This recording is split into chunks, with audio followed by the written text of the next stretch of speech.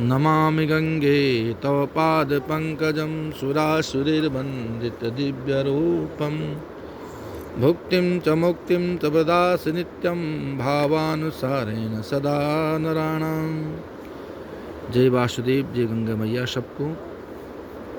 आज गंगा के तट पर हम हैं, हरिद्वार की से लाइव चल रहे हैं। आप सब लोग स्वस्थ होंगे, मस्त होंगे, सबकी क्षेम और कुशल करे माँ गंगा जी से प्रार्थना करते हैं। हम अभी माँ गंगा के तट पर हैं और ये प्रयागराज में संगम भी चल रहा है, माघ का मास भी है और बसंत पंचमी का शुभ दिन भी है। जैसे आप सब लोग जान ही रहे हैं, इलेक्ट्रिक मीडिया के माध्यम से या किसी के माध्यम से यह क्षेत्र बड़ा समय भी अच्छा है माघ मास का।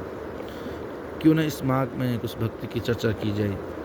क्यों, धन संपदा और इस पे तो बहुत सारी चर्चाएं होती हैं और आती हैं चली जाती हैं। संपदा क्या है, आई और चली गई। संपदा के लिए कभी भी आपस में मनमुटाव या इत्यादि नहीं करना चाहिए। संपदा क्या है, जो हमारे जोड़ रखी संपदा, ये सब यहीं छूट जानी है। उसके लिए हम नाना प्रकार के षड्यंत्र रचें, नाना प्रकार के विलाप करें, ये करें, इससे कुछ होने वाला नहीं है संसार में। क्योंकि विलाप करते हुए भी हम उसको अगर ले लें तो उसको उस संपदा का करना क्या, धन का करना क्या है, उस ऐश्वर्यता करना क्या है। उस ऐश्वर्यता को क्षय में नष्ट है। वो माने वो यहाँ रहने वाले नहीं है। जो शरीर अपना है वो अपना, ये शरीर अपना होकर के भी हमारे साथ नहीं जाने वाला। तो जो हमने राग द्वेष से, छल कपट से कमाई हुई जो संपदा है इकट्ठा करके, वो साथ जाने वाली नहीं है। उस संपदा को यही छोड़ना है और यही तो छोड़ना, ये सत्य है। बड़े बड़े योगी ऋषि भी इसमें मोहित हो जाते हैं। आम जन की मानस की तो बात ही क्या है। संपदा के लिए ज़्यादा प्रारब्ध है, आयु कर्म वित्तम चौ विद्या निधन एवं चौ।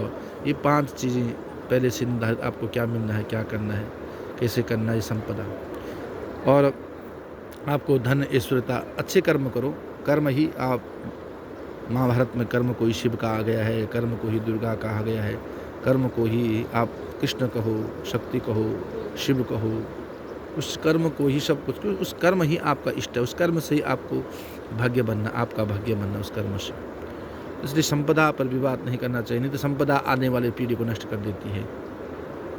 आप माना 1 रुपया की संपदा पे किसी की राग ईर्ष्या से लेते हैं या उसको हड़पते हैं किसी की संपदा को, तो संपदा बहुत बड़ी कष्ट के पैदा हो जाती है, आने वाली पीढ़ी नष्ट हो जाती है। इसलिए संपदा तो छोटी छोटी जाएगी।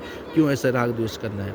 आज जिस संपदा को मानवाद हमने करोड़ों रुपए इकट्ठा कर दिया, अरबों कर दिया इकट्ठा, और उस संपदा को भोगने वाला कोई ना होगा या कोई रोग लग जाएगा। माना 1 करोड़ कमाते कमाते हज़ारों साल, 1000 रुपया कमाते कमाते 20-30 40 साल लग गए, और जब किसी को रोग लगेगा 1 सेकंड में वो संपदा खत्म हो जाएगी।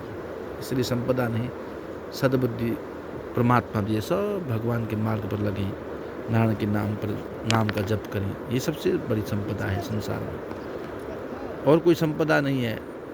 परमात्मा का चिंतन करो, भगवान का भक्ति करो। सबसे नाम संकीर्तन यस्य सर्वपाप प्रणाशन प्रणामो दुख समनस्तम तम नमामि हरिं ब्रह्म। इसीलिए संसार में 2 चीज़ मान करके चलो। एक परमात्मा से नाता जोड़ो, एक भगवान की भक्ति करो। भक्ति भी केवल निस्वार्थ करो, और क्योंकि एक दिन इस संसार को छोड़ के जाना ही है, संपदा तो छोड़ना ही छोड़नी है। और प्रमाण है महाभारत के अंदर, अग्नि पुराण के अंदर इस संपदा को लेकर के बहुत बड़ी इसका व्याख्यान अग्नि पुराण के अंदर भी है। मैंने पढ़ा इसको, मैं आपको इसका विवरण, पृष्ठ संख्या भी याद नहीं आ रही, उसको बताऊंगा श्लोक सहित। आने वाली पीढ़ी में संपदा अगर गलत तरीके से आ गए तो बच्चे किसी काम के नहीं होते। प्रमाण शास्त्रों में आपने देखा है, लोक में भी देखा हो, संसार में भी देखा है। इसलिए संपत्ति के पीछे ज़्यादा न भागें और भगवत की भक्ति करें। और संसार में कोई किसी का नहीं है, ये सत्य है। शास्त्रों में भी बोला है, किसी का कोई संबंध रखो, संसार से किसी का कोई संबंध मत रखो। परमात्मा से किसी संबंध रखने की आवश्यकता नहीं है। केवल संबंध में माँ भगवती से, अपना इष्ट जो है उससे संबंध रखो। संसार से संबंध नहीं रखना चाहिए। और संसार में किसी को इतना मत झुको किसी के सामने कि जो वो तुम्हें दबा दे, ये भी नहीं होना चाहिए।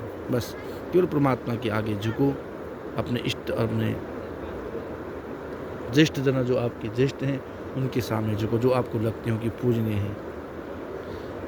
तो बस यही संदेश है, भगवान की भक्ति करो, नारायण की भक्ति करो, अपने इष्ट की भक्ति करो, गुरु मंत्र का जाप करो। और आज विशेष बहुत सारे लोगों का था कि संपदा जाने वाली साथ में नहीं है, कितना जोड़ लो। आप देख लो, जब किसी का बहुत अच्छा काम चल रहा है तभी वो एक रोटी खाता है, कभी किसी का कोई काम नहीं चल रहा तभी वही भोजन वही करता है। परमात्मा सबकी व्यवस्था करता है। संपदा तो यहीं छूट जानी है भैया, इसलिए हरि स्मरण केवल, हरि स्मरण केवल। जय श्री राधे।